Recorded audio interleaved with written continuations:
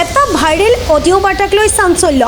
অচিনাক্ত মহিলা কণ্ঠই গ্ৰুপত আন মহিলাসকলক দিয়া এটা অডিঅ' বাৰ্তাই সৰ্বত্ৰে চাঞ্চল্যৰ সৃষ্টি কৰিছে। বাইদেউসকল, মই পুনৰবাৰ কৈছোঁ যে আপোনালোকে অহা 7 তাৰিখ সময় 12 বজাত আপোনালোকে পঞ্চায়তৰ সন্মুখলৈ সকলো সদস্যাই আপোনালোকে আহিব। 10,000 যোনে যোনে চেক পাইছিলে সকলো সদস্যাই আহিব আৰু লগতে আপোনালোকৰ দিহানাম, বিহু বা কোনোবাই যদি কিবা ভেকশ্যনো দিব পাৰে বা কিবা আপোনালোকে ড্ৰেছ পিন্ধি কিবা কালচাৰ কৰিব পাৰে, আপোনালোকে সেই কথাখিনি পাতক। আৰু আমাৰ খন্তেকৰ কাৰণে আপোনালোকে সকলো কিন্তু পঞ্চায়তৰ সন্মুখলৈ আমাৰ কলেজ তিনিআলি বা আমাৰ কলেজৰ ওচৰলৈকে সেইখিনিত গোটেই মানুহখিনি দুই পাৰত থাকিব লাগিব বুলি আমাক কালি নিৰ্দেশনা দিছে যে 10,000 পোৱা সকলো মহিলাই আপোনালোকে কিন্তু উপস্থিত থাকিব লাগিব। অন্যথা আমি যিসকল সদস্য নাহে আমি কিন্তু নামখিনি ৰাখি থ'ম। আপোনালোকৰ পাছৰ 25,000খিনিৰ কাৰণে আপোনালোকে পিছত যাতে আপোনালোকে পালেও আপোনালোকে ধৰক উপযুক্ত হ'লেও আমি দিবলৈ বাধ্য কিন্তু নহ'ম, সেই কথাটো মনত ৰাখিব। আৰু সেইকাৰণে আজি আপোনালোকে ইয়াত এড হৈ থকা সদস্যসকলে নিজৰ নিজৰ গোটত প্ৰতিগৰাকীকে কথাটো কিন্তু জনাওক। আমি যদি কওঁ বোলে কোনোবা গোটে গম নাই পোৱা বুলি, তেতিয়াহ'লে কিন্তু আমি ইয়াত এড হৈ থকা সদস্যসকলকে আমি জগৰীয়া কৰিম। সেই কথাটো আপোনালোকক আগতীয়াকৈ অৱগত কৰোৱা হ'ল।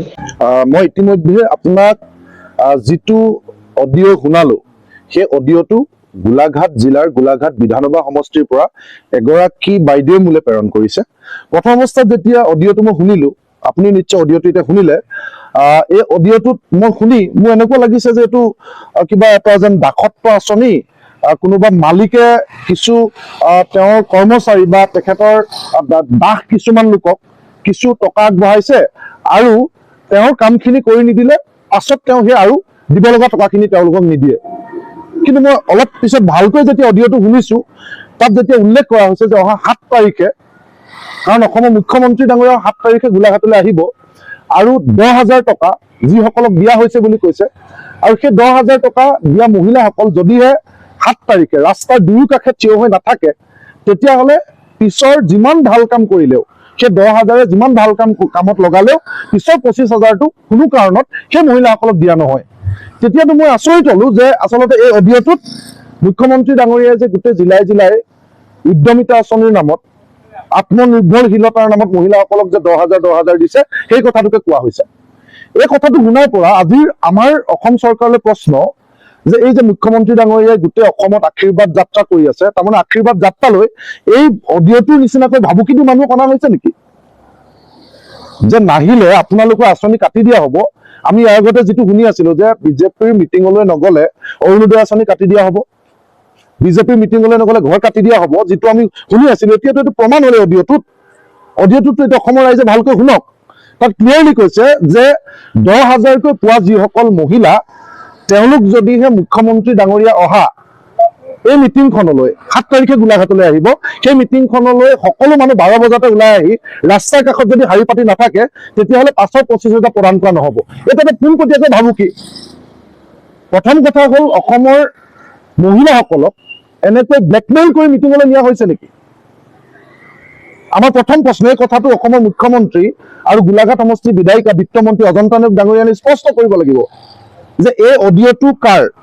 আৰু তাত ক্লিয়াৰলি কোৱা হৈছে যে ওপৰৰ পৰা নিৰ্দেশ দিয়া হৈছে। এই নিৰ্দেশটো কোনে দিছে? চৰকাৰে দিছে নেকি?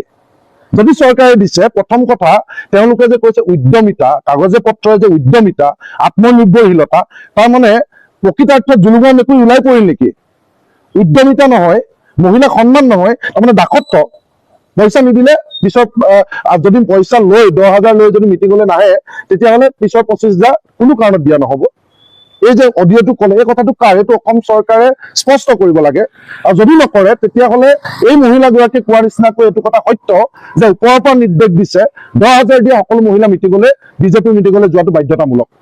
তাৰমানে তেতিয়াহ'লেতো মহিলাৰ সন্মানৰ কথা কোৱাই দলটোৱে, মুখ্যমন্ত্ৰীয়ে বা অজন্তা নেওগ ডাঙৰীয়ানী গোলাঘাটৰ, তেওঁ নিজে এগৰাকী মহিলা, তাৰমানে মহিলাসকলক পোনপটীয়াকৈ নিৰ্যাতন চলাইছে, ব্লেকমেইল কৰিছে, অপমান কৰিছে। কাৰণ এই দাসত্বৰ নিচিনাকৈ কথাটো কোৱা হৈছে ন। ইয়াত ক্লিয়াৰলি কথাটো কৈছে যে যদিহে নাহে, তেতিয়াহ'লে যিমান ভাল কাম কৰিলেও, সেইদিনাখন আমি দেখিছো যে মুখ্যমন্ত্ৰী ডাঙৰীয়া সকলোতে কৈ আছে যে 10,000 টকালৈ যদি প্ৰকৃততে ভাল কামত খটায়, তেতিয়াহ'লে পাছৰ 25,000 দিয়া হ'ব। কিন্তু এই অডিঅ'টোত কৈছে 10,000 লৈ যিমান ভাল কাম কৰিলেও যদিহে মুখ্যমন্ত্ৰী ডাঙৰীয়া বা মিটিঙলৈ নাহে তেতিয়াহ'লে পিছৰ 25,000 যিমান ভাল কাম কৰিলেও দিয়া নহ'ব। এই এটাহে অডিঅ' আহিছে আমাৰ হাতলৈ, তাৰমানে গোটেই অসমতে এইটো চলি আছে নেকি? এই কথাটো অসমৰ মুখ্যমন্ত্ৰী ডাঙৰীয়াই স্পষ্ট কৰিব লাগে। নে আমি ইলেকশ্যনৰ আগে আগে এনেকুৱা অডিঅ' শুনিবলৈ পাম নেকি যে সকলো মহিলালৈ এনেকুৱা অডিঅ' এটা প্ৰেৰণ কৰা হৈছে যে আপোনালোকৰ ভোট কেন্দ্ৰটো পৰীক্ষা কৰা হ'ব, আপোনালোকৰ ভোট কেন্দ্ৰৰ অধীনৰ যিসকল মহিলাক উদ্যমিতা আঁচনি বা গোটৰ টকা দিয়া হৈছে, যিমান সংখ্যক মহিলাক দিয়া হৈছে সিমান সংখ্যকতকৈ যদি কম ভোট বিজেপিয়ে সেই ভোট কেন্দ্ৰটোত পায় তেতিয়াহ'লে সকলো আঁচনি বন্ধ কৰি দিয়া হ'ব। এনেকুৱা ধৰণৰ ভাবুকিও ইলেকশ্যনৰ আগে আগে আহিব নেকি? এই কথাটো অসমৰ মুখ্যমন্ত্ৰী আৰু বিজেপি চৰকাৰে স্পষ্ট কৰিব লাগে, কাৰণ এই ভিডিঅ'টোত ক্লিয়াৰলি ভাবুকি দিয়া হৈছে, মহিলাসকলক অপমান কৰা হৈছে, আৰু এই কথাটো এই অডিঅ'টোৰ জৰিয়তে জুলুৰাই মেকুৰি ওলাই পৰিছে। গতিকে এই কথাটো মই সমগ্ৰ বিৰোধী ৰাজনৈতিক দলবিলাককো এই কথাটোক লৈ আপোনালোকে মই গুৰুত্ব প্ৰদান কৰিবৰ কাৰণে অনুৰোধ জনাইছো, কাৰণ এটা ভিডিঅ' ভাইৰেল হৈছে, এটা অডিঅ' ভাইৰেল হৈছে, অডিঅ'টোত ক্লিয়াৰকে কোৱা হৈছে গোটেই কথাখিনি। গতিকে অসমত সকলো আশীৰ্বাদ যাত্ৰালৈ এনেকৈ মানুহ অনা হৈছে নেকি? এই কথাটো চৰকাৰে স্পষ্ট কৰিব লাগে আৰু বিৰোধী দলবিলাকে এই কথাটো গুৰুত্ব প্ৰদান কৰিব লাগে। আৰু যদিহে এনেকুৱা কৰা হৈছে, মই ভাবো যে ইলেকশ্যন কমিশ্যনেও স্বমত গোচৰ ল'ব লাগে, আৰু বিজেপি দলে যদিহে তেওঁলোকৰ দলীয় সিদ্ধান্ত নহয় তেতিয়াহ'লে বিষয়টো তদন্ত কৰিব লাগে, কোনে কৰিছে তেওঁলোকৰ পৰা শাস্তি দিব লাগে। যদিহে বিজেপিৰ দলৰ দলীয় বাৰ্তা এইটো নহয়, আৰু যদি দলীয় বাৰ্তা তেতিয়াহ'লে এইটো ইলেকশ্যন কমিশ্যনে তেওঁলোকৰ ওপৰত শাস্তিমূলক ব্যৱস্থা কৰিব লাগে, আৰু ৰাইজেও এনেধৰণে মহিলাক অপমান কৰাৰ কাৰণে মুখ্যমন্ত্ৰী আৰু দলটোক শাস্তি প্ৰদান কৰিব লাগে। শিৱসাগৰৰ পৰা মুছা বেয়ালি ৰিপৰ্ট, প্ৰাতঃ টাইম ডিজিটেল।